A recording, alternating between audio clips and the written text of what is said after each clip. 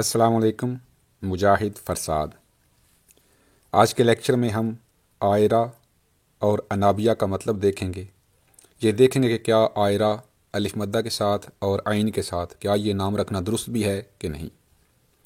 عربی لغت میں تلاش کے باوجود الف مدہ والا جو آئرہ ہے اس کا استعمال اور معنی کہیں نہیں مل سکا۔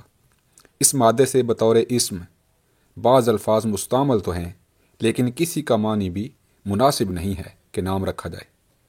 البتہ عین والا جو آئرہ ہے عربی زبان میں مستعمل ہے، لیکن اس کا بھی کوئی معنی نام رکھنے کے اعتبار سے مناسب نہیں ہے، جیسے راز کا افشا ہونا، حیران و پریشان، بھینگی، لہذا یہ نام رکھنا درست نہیں۔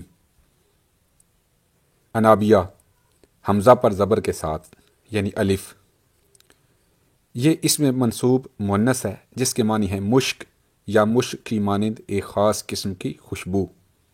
ان تینوں ناموں میں سے صرف انابیہ نام رکھنا درست ہے۔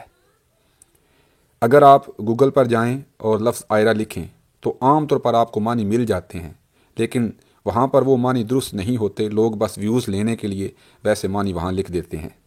لہٰذا جب بھی کوئی نام رکھنا ہو تو کسی عالم، کسی مفتی یا کسی پروفیسر وغیرہ سے تحقیق کروا لینی چاہیے۔